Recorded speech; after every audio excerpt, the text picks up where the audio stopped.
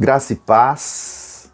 Um dos assuntos menos abordados, talvez, nas Escrituras, mas não menos importantes, é a ira. Talvez um dos elementos mais deflagradores da ira seja o trânsito nos grandes centros. De fato, o trânsito é um problema. Eu, particularmente, tive um amigo que perdeu o pai numa briga de trânsito e ele era criança ainda, hoje já está com quase 50 anos. E aquilo fez grande diferença na família dele. Mas não só isso, né? Há pessoas, por exemplo, que têm crises diante de algumas coisas que não funcionam, da tecnologia, por exemplo, e começam a xingar aquilo como se fosse um objeto animado, como se tivesse alma, né? Como se fosse um ser. Então a ira, ela se revela não só nesse particular, mas especialmente nos ambientes em que as relações humanas acontecem, é que a ira se manifesta. Se você trabalha numa empresa e percebe que tem gente que faz corpo mole, você sabe que a pessoa está enrolando literalmente. Você tem vontade de fazer alguma coisa mais enérgica com aquela pessoa. Também as relações dentro de casa, que são as mais sensíveis, né? Às vezes os filhos têm ira contra os pais já velhos ou não tão velhos, ou contra os avós, ou os pais em relação aos filhos, crianças, adolescentes, jovens, em qualquer faixa etária, quando vai embora de casa, quando fica em casa muito tempo, enfim, as relações são sempre complexas dentro de casa e às vezes despertam ira. Quanto mais intimista, mais próximo, mais as pessoas nos conhecem, elas sabem das nossas propensões ou não para a ira. Agora, é importante se dizer que a ira pode nos fazer perder a cabeça, né? A romper relacionamentos, e depois que a temperatura abaixa, o que sobra é, às vezes, mágoa, ressentimento, arrependimento, ou remorso, e essas feridas nem sempre são assim saradas ao longo dos anos até, por conta de situações que aconteceram por causa da ira.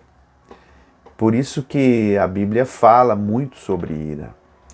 E eu queria pensar com vocês aqui, citar, na realidade, 4 textos que falam sobre a ira. 2 do Antigo Testamento e 2 do Novo Testamento. Salmo 37, versículo 8 diz para nós: evite a ira e rejeite a fúria. Não se irrite, isso só leva ao mal.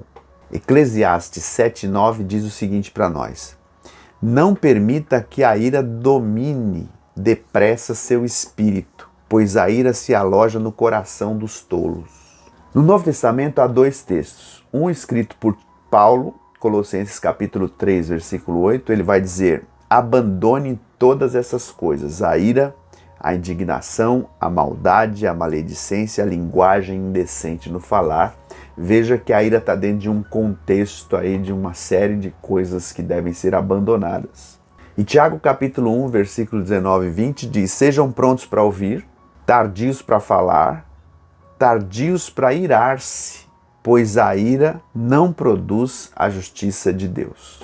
Os textos dizem para nós o seguinte: devemos evitar a ira, não permitir que nos domine, abandonar a ira e ser tardios em irar-nos.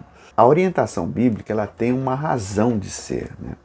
Justamente porque a ira, ela pode deflagrar uma série de efeitos bem danosos para as nossas relações interpessoais. Se você tem problemas dentro de casa, é melhor você não se irar a ponto de que cause uma ruptura nessas relações, porque isso pode se arrastar por longos tempos, né?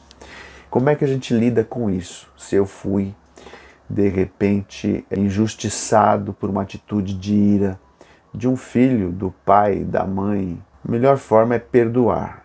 E se eu fui aquele que provoquei alguma situação de ruptura por conta de que não controlei a minha ira, a melhor forma é pedir perdão.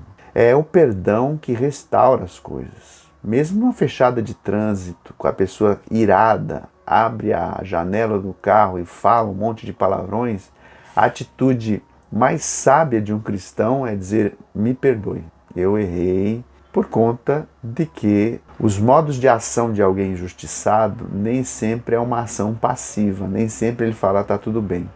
Por isso, a Bíblia nos ensina, nesses 4 versículos simples que nós lemos, que nós devemos evitar a ira. Não devemos permitir que ela nos domine, devemos abandonar a ira e devemos ser tardios, devemos demorar em nos irar. Tá bom? Pense nisso, eu acho que esse conselho é muito sábio. Graça e paz.